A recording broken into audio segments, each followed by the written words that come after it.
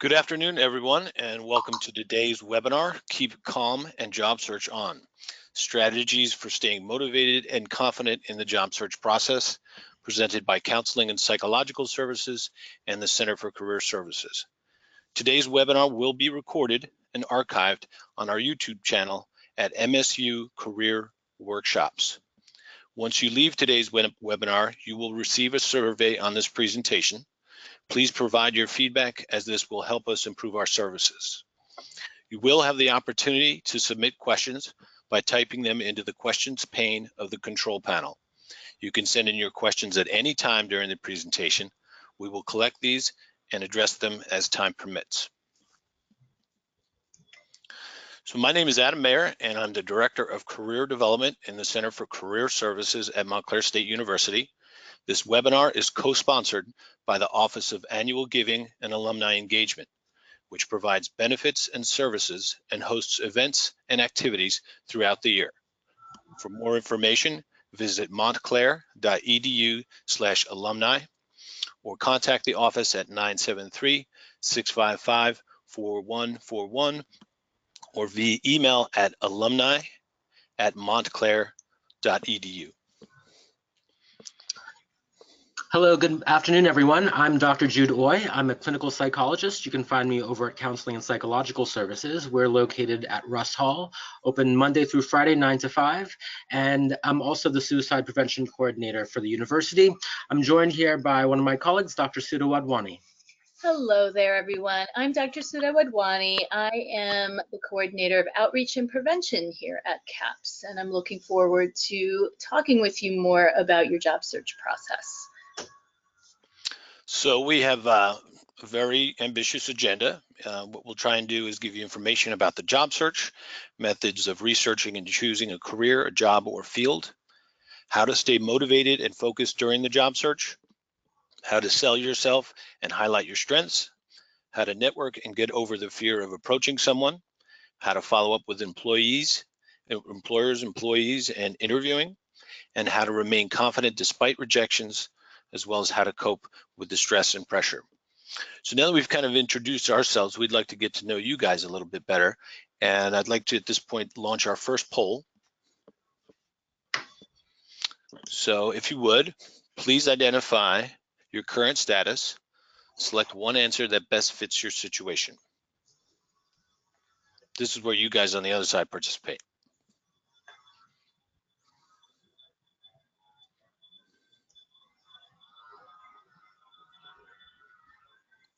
Okay, you can see the results have come in. So 14% are current undergraduate students. We don't have any graduate students. 29% are recent graduates and unemployed, but the overwhelming majority of our audience out there, 57%, are employed, but looking for another job. Okay, great. Thank you for that. Thanks for giving us that information. So Adam, you're going to talk about some job search stats now? Absolutely. So according to employment statistics, there are 140,400,040 jobs in the US. And, that certainly looks like a healthy number, but what we need to do is look at the actual job descriptions themselves, because this number doesn't look at education qualifications, certifications, that kind of thing. But we do have a good report. The employment situation as of June 2018, total payroll employment increased by 213,000 jobs in June, as reported by the U.S. Bureau of Labor Statistics. Job growth occurred in professional and business services, manufacturing, healthcare, and it looks like retail trade jobs have gone down. I can see that from the effects of Amazon and what they call the retail apocalypse. It's quite a powerful force. Let's see next. The average 27-year-old has had 6 to 7 jobs since they were 18, many for less than 1 year. Sometimes those are seasonal jobs. They could be camp jobs, part-time work. That seems fairly common. The average 45 to 53-year-old has 11 to 12 jobs since the age of 18, which kind of reminds me of a topic in years past that used to be frowned upon. Some folks would call that job hopping, where people didn't stay with an employer very long, but with the advent of millennials in the job market, it's become very common, and that negative connotation has sort of gone away in some employers' minds.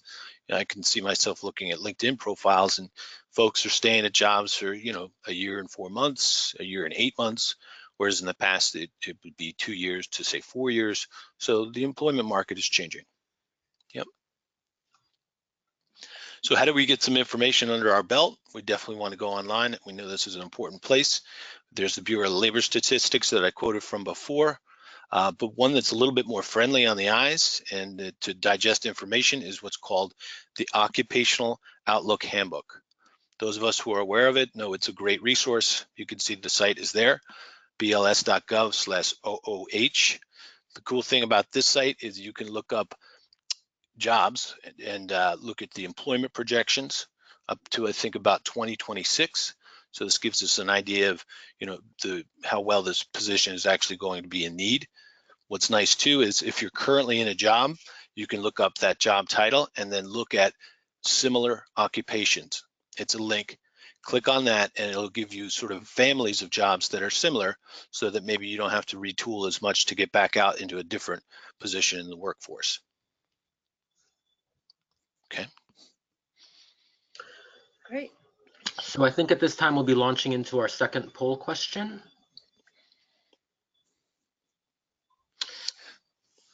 So if you would, please identify the most important factor in helping you choose your major career.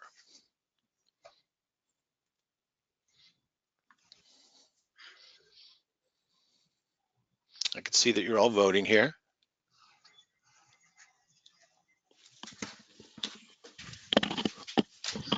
Okay, looks like everybody. So let's see, 0% said society or culture, which is interesting because I know culture oftentimes, right, has a pretty big effect on what people pursue. 29% said parents and their family. 0% said school or professors. We won't tell anybody here at MSU. That's okay. But overwhelmingly, 71% said their self and their own interests. Makes sense. Okay, excellent. It's so good to have that information as we move on further. So I just want to recognize that you're all at different places and have different factors involved. It's good to know some of those. And some of you may have already, as undergrads, chosen a field of study or major. Others might be more unclear about career options ahead of you. So it's important to kind of take a moment and think about where you are. Hopefully answering the poll helped you with that. And really think about what your goals are in your career search. It seems like yourself and your interests are very important to you, and sometimes it's hard to juggle that with demands from others like parents and family and other factors. And it sounds like a lot of you, more than half of you, are already in a job, but something might not be quite right for you since you are looking for another job. And I really believe that first of all, if it's your first job, it could be a stepping stone for you. I often tell people that their first job, don't feel it's your be-all, end-all job. And I have to say for myself, I had several jobs before knowing what I really wanted to do. It was very much a kind of default process that eventually got me where I am by feeling like many jobs weren't what I wanted to do. So don't feel discouraged if you're in that situation. I really believe every job we have informs the next. We learn from it, we can take from it, we learn about ourselves, and we can take from each job transferable skills for the next job. Now, those of you that are undergraduate students, you're a step ahead. That's great. You also could be working and going to school like many people do here at Montclair State. And it sounds like some of you have recently graduated and might be right in that job search process, which is very stressful, but job search on, that's why we're here. So a few tips for you. First of all, talk to people, network. Don't be shy. Really reach out to people in different fields that you might be considering, in different professions. Learn about their experiences. Learn about their stories, their journeys. You can really get some information from within different fields, different types of job settings that can help you in figuring out your path. Also connecting with counselors, whether a career counselor, whether a psychologist. You know, there's all this stigma. You know, we're psychologists, and sometimes people think, oh, you really need this major mental illness to seek therapy. I really believe it's a place that you can go to for consultation and support around many transition points and decisions in your life. So please know that there are resources available. And I also really want to talk a bit about the concept of being real with yourself. Some of you who stated that you are already in a job may be in the process of doing this right now in your current job. Is this a good fit? Are you doing it? Are you in it for the right reasons? And sometimes really thinking about that is important in figuring out, okay, am I happy? Is this the right fit for me? Is this congruent with who I am? You know, why did I do this? Sometimes this even happens way after, years later. You're like, what am I doing in this job? And that's okay. You know, that is a turning point. Thinking about your path. What do you really want? Is it congruent with who you are? I know you did not choose, none of you chose society or culture, but several of you chose parents, family, self, and interests. And I actually believe all of those things are influenced by society and culture. So, for example, some people may have grown up believing that a career is something practical, and what's important is security, job security, being able to pay the bills, and that's what is most important.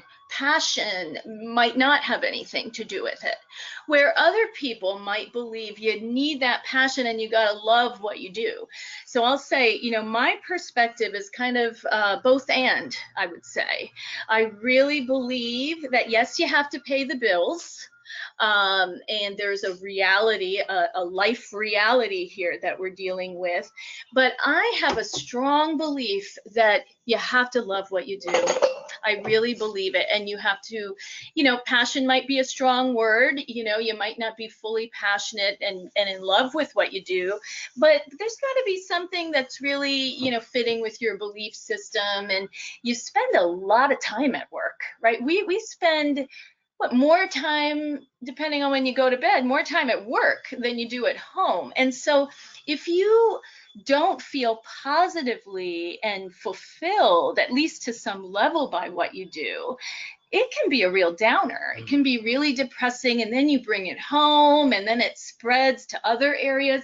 Also, if you have a job or a field that isn't congruent with who you are, I mean, those are the people you're spending 40 plus hours with a week. So your whole circle, the people you have lunch with, the people you meet, the people, you know, you may go out with, those are the people you meet at work.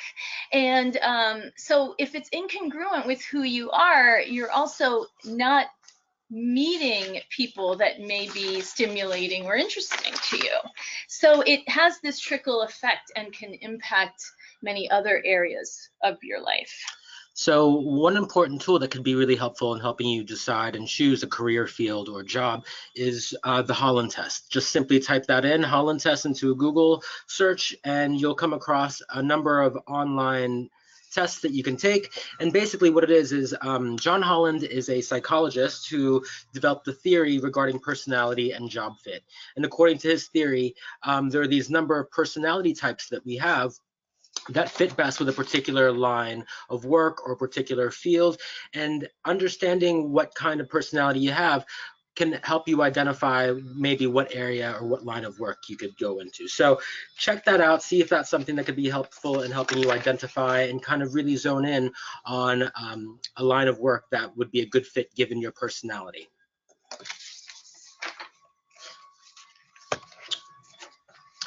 So, and thinking a little bit about being clear about your goals, it's going to be helpful for you to think about what kind of position you're looking for, right? Think about aspects of the job. Are you looking for a 9-to-5 gig? Are you looking for more independent work? Are you wanting to be just more creative and use your expressive abilities to kind of find you work? Well, one suggestion, if you're having difficulty in finding that, is to consider volunteering. And Adam, can you talk a little bit about jerseycares.org? Sure, absolutely. So jerseycares.org is a free website, and the nice piece about it is you can go in and put your zip code, and it will bring up from its database areas that are local to that, and you can even dictate mileage, how far you're willing to travel, of people who need help, organizations that need volunteers. So it could be something like tutoring or working at an animal shelter. It's a great way to get out there, because I think there can be a real problem with sticking on the internet too long. And we know the internet job search in particular, I've seen, I think 12 to 15% successful. So if we get out of there, get off the internet and get out of the house and volunteer, we become people again. So you're literally rubbing elbows, you're next to people. Whereas with the internet job search, your resume, whether it's a doc or a PDF sitting inside Indeed or Monster, one of these job databases, it's tough to get seen, it's tough to get found. So if you can work it into your schedule, check out jerseycares.org and get out there. It's a great way to meet people, and here too, it's a resume builder. You can add that as a category to your resume. Sure.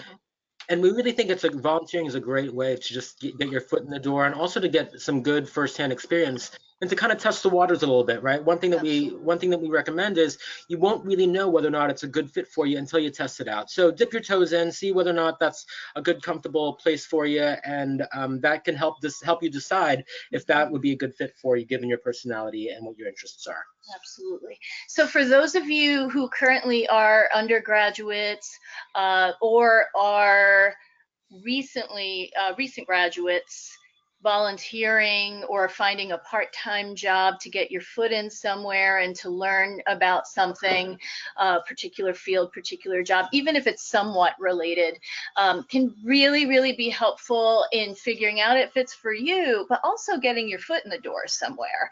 Most of the jobs I've gotten are through contacts that I've made.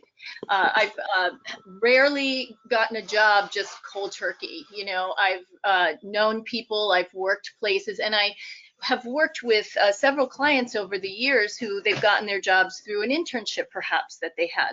So really think about ways to get involved while you're in undergrad or out of school, so that you have that network that's building and established. Now, for those of you that are already in a job, I think particularly if you're not feeling happy at that job, it would be great, even if for a couple hours a week you test something else out.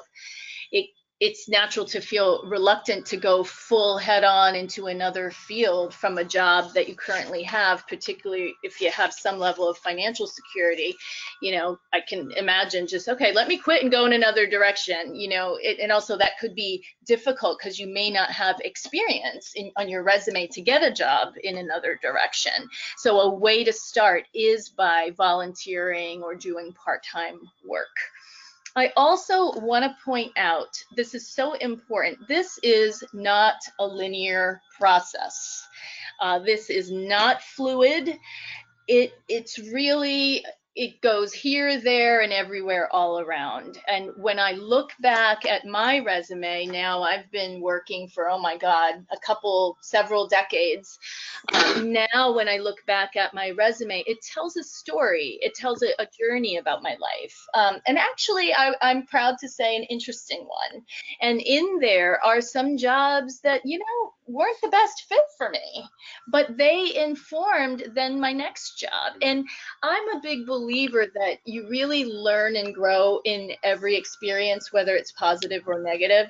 So I really believe that even if a place wasn't for me, a job wasn't for me, or an employer or supervisor wasn't for me, that there was something that I got from that job. I really believe that, even the most miserable ones. And so the way you think about it, I think, is key to many things in life, actually, which we'll get into further. So it's evolving, your journey is evolving, and you have to just kind of recognize that in your process, and try not to also make comparisons to others. Let's say, you know, you have some friends, they're at this job, they found this perfect job which they love and they're set. You know, that's not the path for everyone. Actually, that's probably rare. And don't assume that they won't be set later, you know, because I see clients sometimes in their 40s and 50s, or even in my graduate program in clinical psych, there were people in their 40s and 50s that were going back to school for a whole new career after decades. So we all have our own path, and I want you to really be careful of those comparisons that sometimes we make. You know, it's hard to stay motivated and focused if we're constantly comparing ourselves to someone who's doing much better than us. But here are some suggestions about how to stay a little bit more motivated and focused during the job search. The first major tip is to leverage technology to work for you. Adam mentioned earlier using things like Indeed and Monster. He'll be talking a little bit more in a few slides about LinkedIn. But you know, we really want you to know that it's natural to feel discouraged or frustrated along this process, and it can be very difficult and challenging. What's really important, though, is that you kind of pat yourself on the back for the efforts that you give yourself and for the efforts that you place in this process, and also understand too that, you know, don't judge a day by the harvest you reap, but rather by the seeds that you sow. So, Adam, can you talk a little bit about LinkedIn? Absolutely, sure. So what we're looking at here is what they call your public profile address.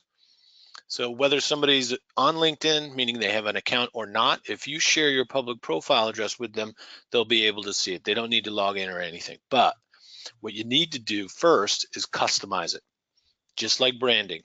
You know, like your email account is professional, maybe it's your name, first name, last name, something like that. We want to brand our LinkedIn profile as well. So the way you do this, you click on the icon, you can see the numbered information. You click on the icon that has your picture, and definitely have a picture, by the way. You're more likely to come up in search results for recruiters if you have a photo. Just saying, it's, you know, straight up headshot, serious profile, smile. I mean, make sure it's a good picture. Yeah, we don't want red eye reduction. We're not into that. It's got to be a nice. You know, photo. don't be rolling your eyes in the Right. picture or anything. Totally. What else? So then view profile and so on. Once you click on edit public profile, what you're going to see is the manufactured address from LinkedIn, and it's horrible. It's long, it's full of numbers, it's full of letters, it's not branded to your name. So once you do get in there, what you want to do is brand it. So, you know, first initial, last name, full, you know, if you have a unique name, you'll probably be in pretty good shape. And just like any other convention, it'll tell you what's taken or what maybe you can have in terms of your address. So once you do that, once you've edited your public profile address, you typically want to place this address in 4 different places. The first would be the header of your resume. So you got your name information, say your phone number, your email address, copy and paste your LinkedIn profile address right next to your email. It's the way to play it. If you're using a cover letter, same thing. I might even copy and paste the header from my resume to my cover letter, so it looks like it's my own letterhead, so to speak. I know not everybody's using a cover letter, but sometimes it can be helpful. The third place, you want to put it in your email signature. So anytime you communicate with somebody, number 1, they know you're on LinkedIn. Number 2, they'll see your name. And then number 3, you're open to connecting. And that's the whole nature of LinkedIn. That's the whole nature of networking. So that's the third. And then the fourth, you know, if you're really ambitious and, you know, a lot of entrepreneurs out there and a lot of job seekers, what you can do is create a networking business card. Now, I think we've probably all seen the commercial for Vista Print, VISTA print.com. It is amazing. Right, say again? It's amazing. I have my business cards from there. Yeah, they're awesome. They have the template. You could plug it in, and I've seen you can get like 500 of them for, you know, fairly cheap. So you maybe even take the header from your resume. The LinkedIn profile address is already there, and copy and paste that into the template. So that's one tip. We'll take a look at the next one. So when we're on LinkedIn, you definitely want to take advantage of the official university page. This is a free service. I'm not using the paid version of LinkedIn. This is where you can go in to your former institution, your current institution, any school that you've attended, and you can see what the alumni are doing for a living. So you can see on the right-hand side what they do. This is a screenshot from MSU's official page. We're known, in a lot of circles as an education institution. This is not foreign to us, but we've got business development, operations, sales, administrative. And what's nice about it, when you're on the site live, you can click on those bars and think to yourself, okay, look, I'm a psych major, I'm about to graduate, or look, I graduated with a psych degree years ago. I want to see what folks are doing in community and social services. So you'd click on that bar and then it'll list that, 5,185 people who are in that field. A nice way to sort of leverage that is to send a connection request. And whenever you send a connection request to somebody, add a personal note. Don't do the canned sort of, hey, I'm on LinkedIn, I want to join you. That's just robotic. So you want to add a personal note, use the person's name. I might recommend saying something like, I'm interested in learning more about your field. I'm an MSU alumnus. Do you have any recommendations? That kind of thing. We're not asking for jobs because that's a pretty unsophisticated technique. You want to start a relationship, right? So you can keep up to date with those folks once you do connect. You can send them articles that relate to the field. Hey, I just found this might be of interest to you, those kinds of things. And then eventually you can ask, if you're comfortable, you can send an attachment through LinkedIn as your resume and say, if you're comfortable, would you mind providing feedback on my resume? If not, I completely understand. The thing is, some people will help us. We have to give them the opportunity to do so.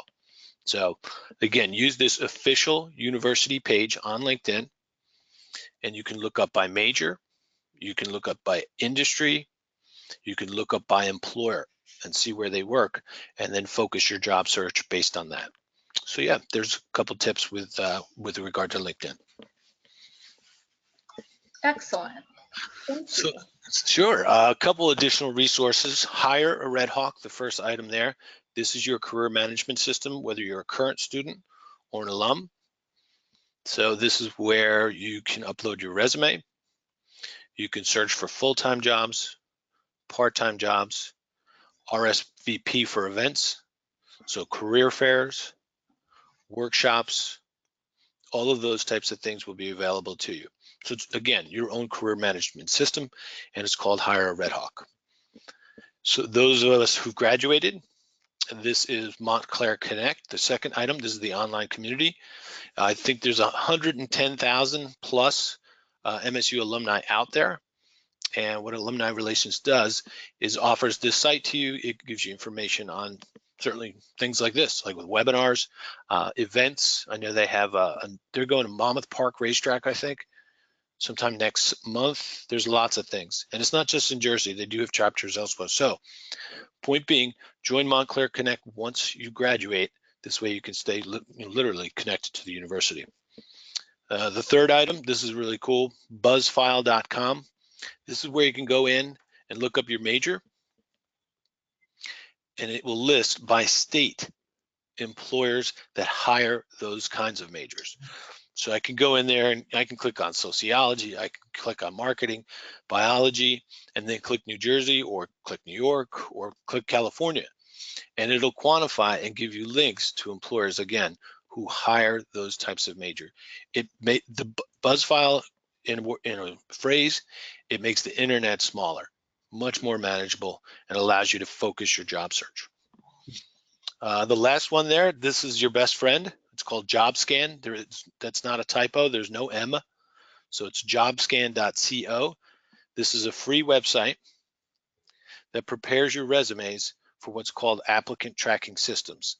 This is software that employers purchase. It literally does the work of 4 people in some cases. So you can see why an employer gets hundreds of resumes that they don't have time to go through it. These tracking systems look for certain keywords in the resume, parse them out, and then eventually if it makes through that filter, it gets to a human reader. So how can you sort of get past those tracking systems? this website, jobscan.co, what you end up doing is copy and pasting your resume on the left-hand side inside the website. And on the right, you're going to copy and paste the job description and then hit scan. And it'll run a report. It'll give you a percentage match between the resume and the job description. And incidentally, you want to get somewhere around 80%. That's the number you really kind of want to aim for in terms of match. And then the back end of the report, it'll list hard skills and soft skills. So you can see what might be missing. And if you legitimately have those skills, then obviously we want to go back in and edit the resume prior to applying. So it's a nice temperature check. So at this point, we're going to launch our third poll. So what percentage of employers use applicant tracking systems?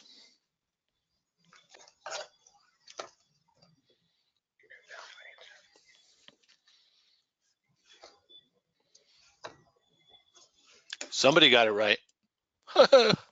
Let's see here. Okay. So let's see. 33% of you chose one, the first answer. That's 80%, 87% of all employers. 33, oh, there's a tie. 33% chose the second answer. 95% of large companies and 50% of midsize. 17% chose approximately half, and then another 17% chose the 63%. Well, those who chose the second one were correct. So 95% of large companies and 50% of mid-sized companies do use applicant tracking systems. So it's fairly inevitable that we're going to run into these. So all the more reason to check out that JobScan site. Again, it's free.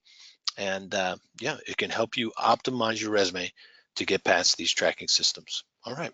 Thanks for participating. That's amazing, all these resources. I feel a little jealous because I had none of these resources when I was at that place. I'm feeling a little dated at this point. Good thing I've had my job for a while. So I just wanted to talk a little bit about how when you're in the job process, the job search process, it's very natural to feel discouraged or frustrated along the way. So I just want to interject for a moment to talk about how to cope with that. And so I'm a big believer that how you think about things or how you frame things is going to impact how you feel.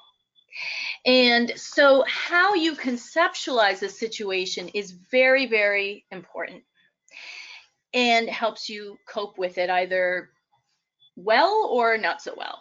So if you, from right off the bat, just tell yourself, this is a bit of a roller coaster ride, and there are going to be points where you're discouraged or frustrated, and things may not go well.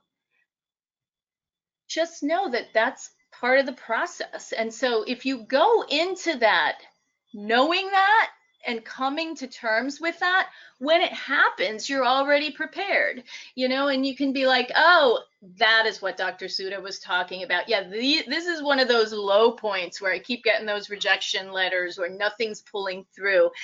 Please don't take that as permanent. Dr. Jude will be talking about that a little bit later.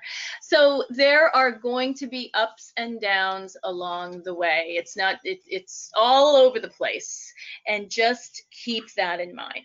So when you are discouraged, we're going to move a little bit toward how to sell yourself and highlight your strengths. Of course, when you're discouraged, it's kind of hard to do that. Right? Now, I want you to take a moment. We're going to do a little reflection, okay? Take a moment to yourself. This isn't a poll or anything. I want you to think about your strengths. I want you to think about what you value about yourself and what are those attributes, skills, parts of yourself that could really benefit a potential employer. Just take a moment and think about that.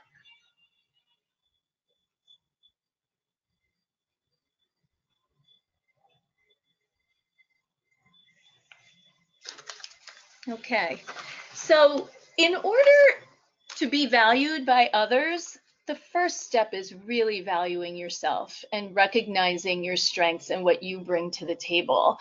And it's important to really think about that before you even go to writing your resume or your cover letter, because as a potential employer, so I'm often on a lot of search committees, I'm on one right now. When I read that, how am I gonna feel it? How am I gonna feel your strengths if you aren't conveying them to me? Now, don't get me wrong. I do not mean be overly confident in an obnoxious way. So sometimes I get those overly confident letters and I'm like, oh, geez, you know? So there's a balance. Okay, there's a balance in stating it in such a way. Now, I also know there are cultural factors in how we sell ourselves. In many cultures, being humble is very valued. And so stating something confidently or positive about yourself is kind of seen as obnoxious, even if it's on the mild end of the spectrum.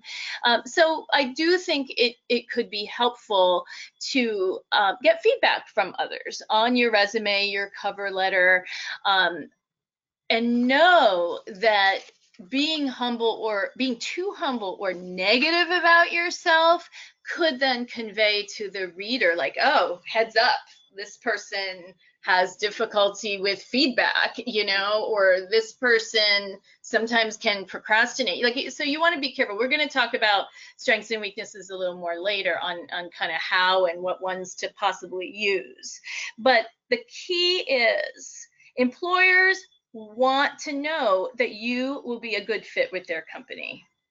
That is important. And also know you're evaluating them as well. So maybe that can help you be a little more confident too. So it's a two-way street here, okay? So you want to emphasize your pertinent skills that will benefit your employer, your education, your experiences. Don't be shy about that. You've earned that. You have worked for those things and they're important. Sometimes they might not seem like they're directly relevant, but again, there are many transferable skills from other fields, other positions that you may have had. So think about, okay, even if it was a total different field, you might have had to be very organized. You might have had to coordinate things. You might have had to meet deadlines, for example. So those are then things that also make you a fit for this next job, even if it's a very different field. So here's what's very important too. Another thing that's very important is you want to do research on the employer and the position and what it's all about. Dr. Jude will be talking about this, I believe, a bit later as well. The more you know what they're looking for and the more you know about the position and about the setting, also the more confident you will be. So doing your homework and being prepared makes you more confident, okay? And then you'll also know how your strengths and personal attributes fit with their setting. So I cannot emphasize this enough, that your self-esteem, balancing being humble and overly confident with kind of an in-between in order to sell yourself is really important in the job search process. So Dr. Sudha, thank you for saying that, because I really do feel that, you know, recognizing and acknowledging what your strengths and competencies are is a real first step in order to be able to sell it. It's going to be hard for you to sell something if you don't necessarily buy it yourself. So being able to identify what your key strengths are and what you bring to the table can be really helpful. Knowing your strengths, you will likely be asked about them at your interview, or will be asked to describe some aspects of yourself that you think would lend well to this particular position. You might also be asked about weaknesses or areas that you'd like to further develop. Be careful here, because some students or some individuals actually end up sharing more negative aspects about themselves than they would like to. They end up sometimes listing more weaknesses than strengths, or they end up talking about a particular weakness that really does impact their performance on the job. here's the thing. We think that you can actually mention an area that you feel like you need to improve on, but it'd be helpful if you maybe reframe that instead of a weakness into an area of growth or a growth edge, letting them know that that's something that you're working on. And if you do identify a potential weakness or growth edge, identify one that's not essential to the job, because if they're looking for a particular aspect that you can't fulfill, then you likely wouldn't be a strong candidate for that position. So like if paperwork is a big part of the job and you talk about a weakness being completing paperwork and being organized with paperwork or procrastinating on paperwork, I feel like there's going to be a moment on the search committee. So that's one example of that. I really like, Jude, your use of the word growth edges. I'm not a big weaknesses person. I really believe that, you know, we all have areas that we're growing in, and we're evolving and learning and developing ourselves all the time. And to really look at it as that is so important. So further along the interview, it's going to be really important for you to do some research about the organization, as Dr. Sudha mentioned earlier. So remember, again, the more prepared you are, the less anxious you are likely to be, because you know your stuff. Now, I want to talk about this concept for a moment of being yourself and presenting your authentic self. So you hear that all the time, right, Dr. Jude, for interviews? You hear all the time, be yourself. Be it's genuine. quite a cliche, right? It's a very cliche thing to say to someone. And then I can see kind of being like, well, what the heck is that? Be myself. Now, we do say that with the disclaimer. Now, we do have many parts of ourselves. So I'm not talking be yourself, I don't know, like at the Thanksgiving dinner table or something like that, or you know, when you're having a squibble with your sibling or whatever it is.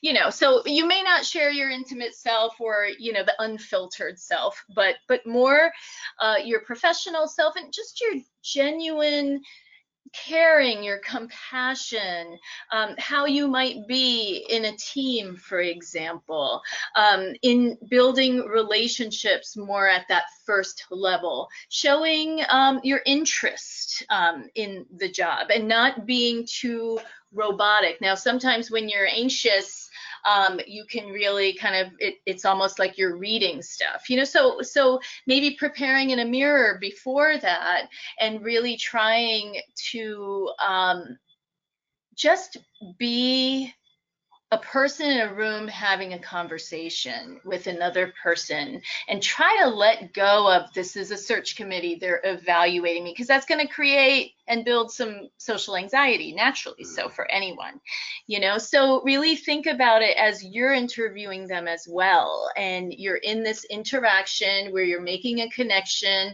you're building a relationship, and could this work? You know, does this feel like a fit? Typically, when people experience anxiety, one way to respond to that anxiety is by avoidance. So that's why we end up procrastinating. If there's something that we have to do, oh, I'd rather not do it. It's anxiety provoking. Let me just avoid it for a little while. Well, what we find is that avoidance can serve to actually reinforce the fear next time. So while procrastination or avoidance may decrease that anxiety in the moment, when you walk away, it'll decrease. But when you return to it, it might actually be more intense when you return to it. Because what we find is that when you intentionally avoid things that make you anxious, that fear grows. So one way to actually deal with fear or anxiety in psychology is through a treatment called exposure, where we basically ask the individual to approach slowly and gradually those things that make you anxious in order to feel more competent and to be able to tolerate that negative, uncomfortable situation. We call that gradual exposure or progressive exposure. So kind of step at a time to introduce yourself to the feared stimulus gives you a sense of confidence and mastery that you can do it. So limit that procrastination. Sometimes procrastination plays a really important role in the job search process, and it really prevents people from kind of moving on and moving up. So just know that, you miss all the shots that you don't take. So if you can, try to limit some of that procrastination. And if you think about it, in terms of the job search, what do you have to lose? You know, if you do kind of go for some things that are maybe a bit out of your comfort zone, why not? Why not just check it out? So where are we, Dr. Jude? So another thing that we want to let you know about is practice, practice, practice. The more you can do mock interviews in a similar type of room, a similar type of setting, with colleagues, with friends, with peers, with family, the more comfortable you are going to be. Google commonly asked interview questions. I'm sure it's all out there, you know, like we gave you a critical one about strengths, you know, always, you know, what's your role on a team is one I think I've always asked or been asked in interviews. The other thing I wanted to emphasize related to the interview is you want to be careful about conveying negativity. People want to be around positive people. Now, I'm not talking about like Pollyanna Miss Sunshine, you know, like, you know, you don't want to be nauseating, don't get me wrong. But you want to be careful not to say too much that's negative about your previous employer. First of all, you never know who knows whom, right? And then the current or potential employer could feel, well, if they're having problems at the last place, or if they had problems, then how do we know that they're not? It's kind of like a risk, like they might red flag that. You also want to be careful not to particularly badmouth like a supervision experience or something in a way that externalizes a bit too much. Okay.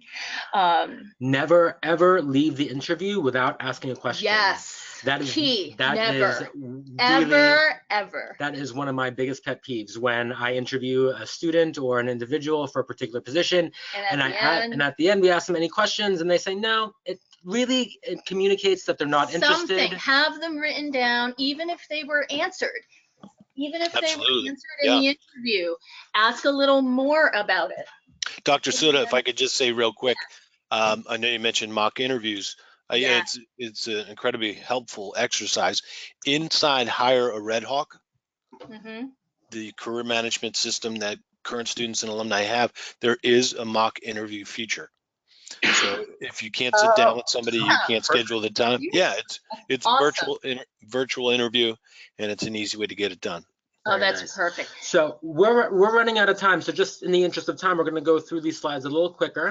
Okay. So one thing we want to say, be careful of your nonverbal communication. Looking in a mirror, recording yourself in a mock interview could be helpful. Your posture, you don't want to have too closed a posture. Be comfortable with what you wear. I mean, not too comfortable, but you know, your formal professional attire. But you know, you have a tag that's sticking in your neck. I mean, it's going to drive you nuts the whole time. I'm a big tag. Yeah, I don't like tags. You know, so that is very important to be comfortable. Your posture, your hands, your facial expressions, eye rolling, not ideal. Not ideal, you know, so really watch some of those nonverbals. And we suggest that you check out a TED Talk. You'll see here at the bottom a link for a TED Talk with Amy Cuddy. Amy Cuddy is a social psychologist, and she does work on nonverbal communication.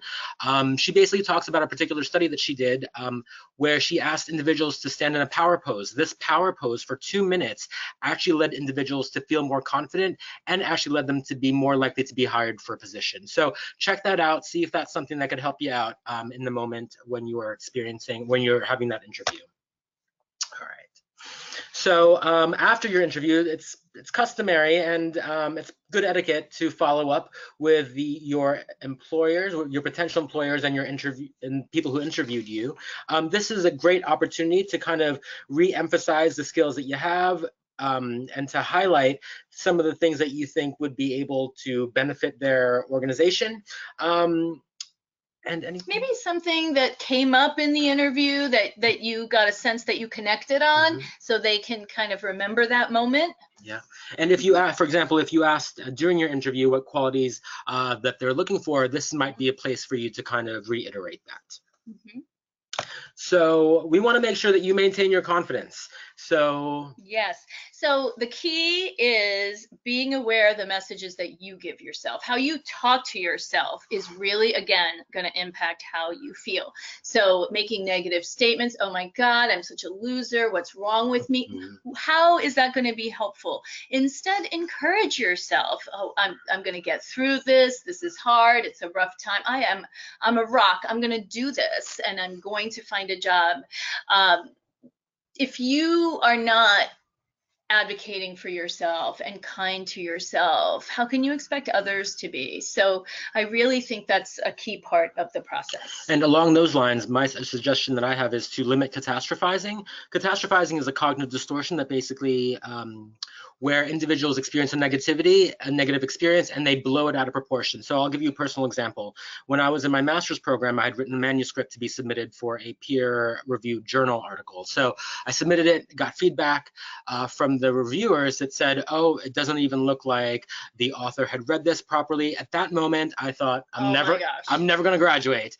I'm never going to graduate. Never going to be a psychologist. I'm never going to be a psychologist. No one's ever going to love me. I'm going to be homeless on the streets. And okay, and let me be clear. Dr. Jude, right now, here and now, is like the best psychologist I know. Thank you. Okay, so those thoughts it was completely inaccurate. Completely inaccurate, completely irrational. One thing that I noticed, and I'm a master at catastrophizing, is that I jump to conclusions. So if you are able to kind of limit some of the conclusions that you jump to, maybe then you'll be able to kind of keep in check some of that anxiety. Because again, you know, when you aren't presented with positive feedback or you've gotten a rejection letter, it's hard to feel positive. But you know, it's going to be really important for you to do that during those times, because there are times in life when you're going to be alone and you're going to need that support, and it's going to be helpful for you to be able to provide that support for yourself. So again, try to be a mentor to yourself and try to be able to support yourself during these difficult times. De-escalate yourself instead of working yourself up is key. Yeah. So at this point, we'll be launching into our last poll. The question is, in this job search process, how much stress have you been experiencing? None, slight, moderate, a lot, or too much? Please indicate the level of stress you've been experiencing. Okay, we've got about 86% of the vote. 100%. Good job, guys. So let's see. 0% said none. Okay. 0% said slight. The overwhelming majority, 57%, indicated that they're experiencing moderate stress. Okay. 29% indicated a lot. And then 14% indicated too much. So it's an obvious, it's something to consider. Stressful, but it's moderately to severely stressful for everyone. Yeah. Which makes me so happy that we're doing this, because we want you to know that you're not alone in it, and we are here for you. Be careful the labels that you use to describe yourself. You know, so Dr. Sudha mentioned earlier, oh, I'm such a loser. Well, those labels really influence how you end up thinking about yourself. And when you do think about yourself in those negative ways, it's hard to think positively. So one suggestion is to be aware of some of the attributions or the explanations that you give yourself when you're presented with either negative feedback or a negative outcome. What we find is that when those negative things happen and they conform to a personalized, a permanent, or pervasive aspect, then it actually ends up making us feel more pessimistic. It's harder for us to feel optimistic when we personalize that or we make that permanent or pervasive. So again, be kind to yourself. What we find is that individuals who have self-compassion are able to kind of weather some of those difficult moments with greater ease.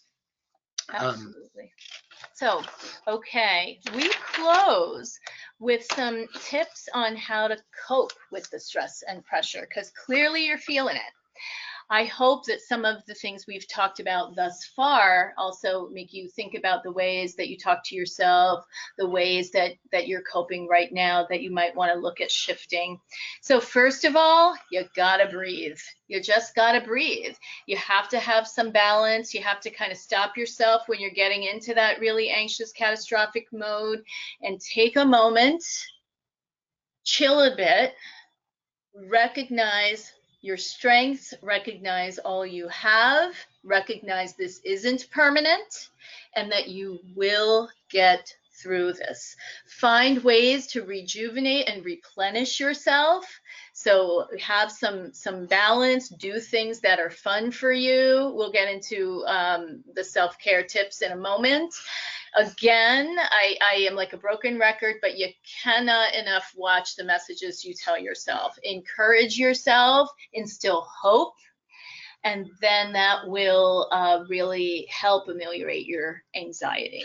And one way to think about this too is to think a little bit about, what if your friend was experiencing some of the difficulties you were experiencing? What would you say to them? So those are the kind of messages you'll want to give yourself to be able to offer yourself some self-compassion. A number of tips that I wanted to offer you before we part is this idea of please, please, please practice good self-care. Please is an acronym that'll help you remember these set of skills. PL stands for addressing any physical illness. It's hard to do well and to feel good if you're physically ill. So make sure you go to the doctor, attend to any treatments, take your medication, eat well and stay hydrated. We know that there's a strong mind-body connection. So we want you to be able to feed the body so that your mind can follow. Avoid drugs and alcohol. Drugs and alcohol tend to be the things that individuals go to when they're experiencing stress, but what we find is that it actually increases stress all the more. And just to add to that, sorry to interrupt, Dr. Jude, caffeine can really induce and exacerbate stress. So you want to really be mindful of that. And before an interview, now I've had the experience of over caffeinating before an interview, so just be careful. And before the interview, make sure you get good sleep. There's a lot of research on sleep and exercise that suggests that these are two very important things in maintaining just physical health as well as emotional and psychological health. So another set of tips are, if you do not attend to these please tips, what you'll find is that stress is going to be easier to mount, and it's going to be more difficult for you to kind of just go through your day-to-day activities without addressing all these issues. PL for just we'd like to open it up to any questions or comments you might have. And also, if you are a current student and are experiencing some difficulties during this process, please come to us at CAPS. You can, we're here Monday through Friday, 9 to 5 at Russ Hall. You can also meet with one of the counselors at Let's Talk. We have Let's Talk sites throughout the week, Monday through Friday. During the school year. During the school year, just check out our website and check out the Just In Case app, also available on our CAPS website for more information. If you are not a student or if you've graduated, one resource that you could seek is the Community Counseling Clinic, which is located at 147 Clove Road in Little Falls, and they are there to support the mental health of our community. So and Let's Talk, just so you all know, it's walk-in support hours. You don't need an appointment. You can just stop by. It's not therapy. It's just support. We see people on a one-on-one as needed basis. So within that 90-minute block, we'll see 5 or 6 people, and sometimes it's a bridge to get further support at CAPS. In the summer, we do have one Let's Talk site on Wednesdays in the Student Center, room 422, from 10:30 to 12.